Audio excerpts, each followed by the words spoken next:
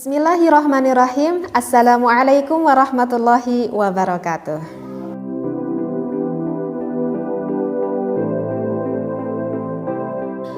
Bismillah, alhamdulillah, wassalatu wassalamu ala rasulillah.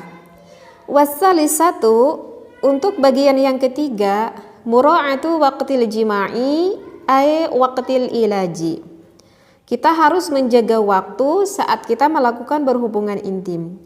Caranya adalah bita'widhi, kita membaca dulu ta'awudz, wat tasmiyati, kemudian kita membaca basmalah. Wa hakiz zakari bijawani bil farji, kemudian sang suami bisa menggosok-gosokkan kemaluan suaminya gitu ya ke dinding farji sang istrinya. Wa ghamzil sadiyaini, kemudian sang suami bisa meremas-remas ke bagian dada sang istrinya, wanah bidzalika, ataupun apalah selain dari itu gitu ya. Mimma yuharriku syahwataha, sehingga bisa membangkitkan syahwat kepada sang istrinya. Wa ammal lati fi halil jima'i, adapun ada tiga ketika kita mau melakukan maksudnya ketika melakukan berhubungan intim. Fa awwaluha kaunul jahdi.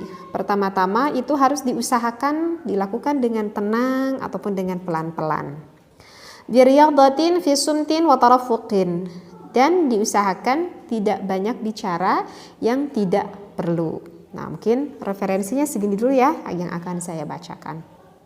Nah, ini sih masih berhubungan di video saya yang sebelumnya ya. Jadi di video sebelumnya saya menerangkan adab-adaban melakukan berhubungan intim.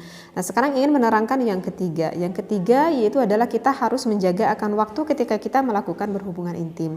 Yang ditekankan oleh ulama, jangan lupa sebelum kita melakukan berhubungan intim bagi suami dan juga istrinya harus membaca dulu ta'awudz, kemudian membaca basmalah. Karena kan berhubungan intim itu merupakan ibadah yang mana besar sekali manfaatnya. Sehingga jangan sampai iblis ataupun syaitan mengikuti akan ibadah kita seperti itu ya. Sehingga bacalah dulu ta'awudz, baca dulu basmalah ya, agar syaitan iblisnya nggak ikut berhubungan intim dengan kita. Nah, kemudian setelah itu baru tuh suaminya boleh beraksi membangkitkan gairah-gairah syahwat sang istrinya. Tadi dikatakan ya bisa meremas-remas dulu dadanya ataupun apapun itulah yang bisa meningkatkan gairah syahwat sang istrinya. Tetapi di sini saya tidak akan menitik beratkan membahas lebih dalam tentang hal itu. Karena tadi ada kalimat selanjutnya bahwa ada 3 hal ketika kita melakukan berhubungan intim. Berarti ini ketika ya melakukan berhubungan intim ada 3 hal yang penting. Yang pertama itu adalah ketika kita melakukan berhubungan intim, diusahakan lakukanlah dengan pelan-pelan ya, dengan tenang. Agar apa? Agar kita itu benar-benar bisa menikmati per detiknya, per menitnya gitu ya. Bisa menikmati dengan indah dengan suami kita. Kemudian ketika kita sedang melakukan berhubungan intim, jangan banyak bicara yang tidak perlu. Harus dibawa garis bawahi yang tidak perlu. Jangan banyak bicara. Nah, mungkin saya akan lebih memperjelas akan kutipan biriyadatin fi sumtin wa tarafukin. Jangan banyak bicara itu. Karena kalau bagi wanita itu kesulitan kalau dilarang jangan banyak bicara. Kenapa? Karena wanita itu senang bicara. Kenapa? Ya memang seperti itulah Allah ciptakan wanita itu perharinya beda dengan laki-laki. Kosakata wanita itu akan lebih banyak dibicarakan daripada wanita. Sehingga para suami jika istrinya itu senang bicara gak perlu dilarang juga. Memang kodratnya wanita itu seperti itu ya. Nah, kenapa kok kodrat wanita itu seperti itu? Karena Allah ciptakan pada kita kan ada otak gitu ya. Nah, ada otak kanan dan juga ada otak kiri. Itu beda antara laki-laki dan juga wanita, itu beda. Nah, di antara otak kanan ke otak itu kan nyambung gitu ya. Nah, berhubungan maksudnya nyambung itu jadi berhubungan. Nah, dihubungkannya itu adalah oleh ada saraf-saraf kecil gitu ya untuk menghubungkan antara otak kanan dengan otak kiri yang dinamakan dengan corpus callosum. Nah, corpus callosum pada laki-laki itu lebih tipis daripada wanita. Sedangkan korpus kolosum pada wanita itu lebih tebal daripada laki-laki. Artinya karena yang laki-laki itu lebih tebal sehingga laki-laki itu dalam melakukan suatu hal itu akan lebih cenderung fokus. Itulah laki-laki. Nah, karena lebih tipis juga, laki-laki itu hanya bisa dapat melakukan satu hal dalam satu waktu itu, biasanya hanya dapat melakukan satu hal ataupun satu pekerjaan saja. Ya, berbeda dengan wanita. Kalau wanita di dalam satu waktu bisa melakukan beberapa hal. Nah, itulah kelebihan wanita. Kok saya jadi nyambung ke sini nih nerakanya? Kan ini nanti akan nyambung juga sih ke berhubungan intim gitu ya. Saya terangin dulu dari awal biar paham gitu ya. Nah, saya kasih contoh deh. Misalkan gini ya. Misalkan laki-laki itu lagi fokus gitu ya. Misalkan lagi fokus nonton TV kayak nonton bola gitu ya. Ataupun lagi fokus ngebenerin sepeda anaknya gitu. Lagi fokus dah ke suatu pekerjaan. Nah, ketika suami itu udah fokus ke suatu pekerjaan, misalkan kita tuh istrinya tuh manggil nih ke suami kita.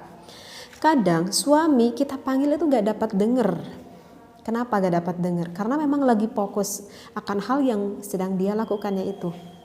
Ketika sang istrinya manggil, kok gak denger juga ya suami saya, gak kedengeran kali. Manggil lo yang kedua kali, masih gak kedengeran juga.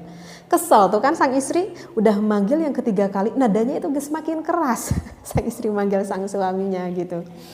Akhirnya terdengar juga oleh sang suaminya sambil menoleh ke istrinya dan hati sang suaminya berkata, kenapa ya istri saya kalau manggil saya itu gak bisa pelan?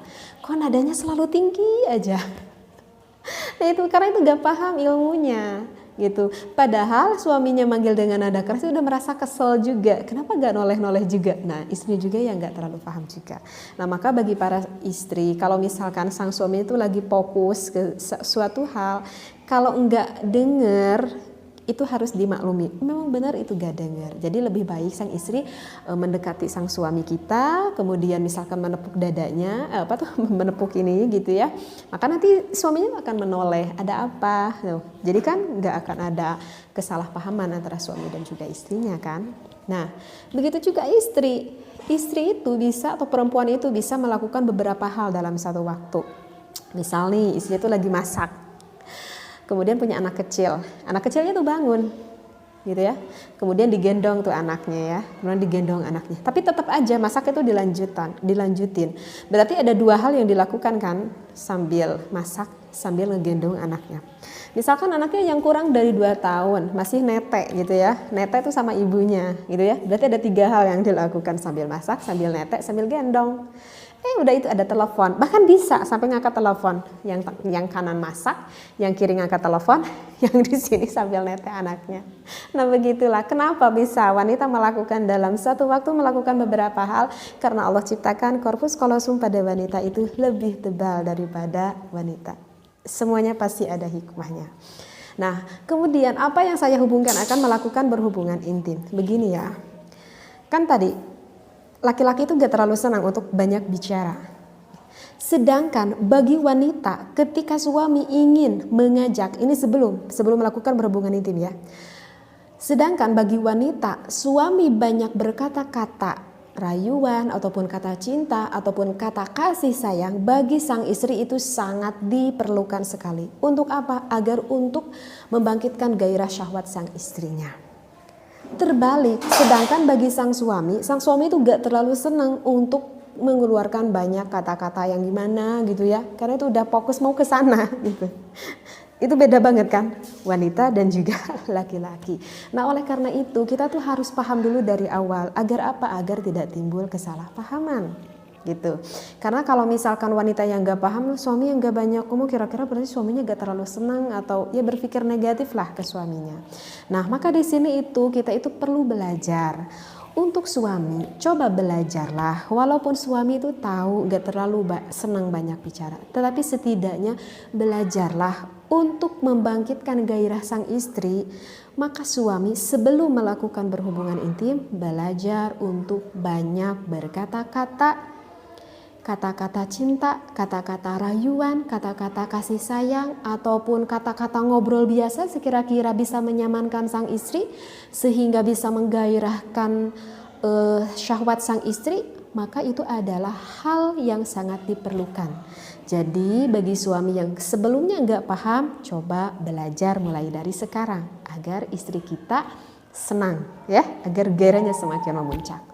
Nah, kalau untuk istri tipsnya apa? Kalau untuk istri tipsnya itu adalah ketika melakukan berhubungan intim, ini lagi berhubungan intimnya, jangan banyak bicara, apalagi bicara yang tidak penting. Apakah boleh mengeluarkan vokal? Itu boleh sekali.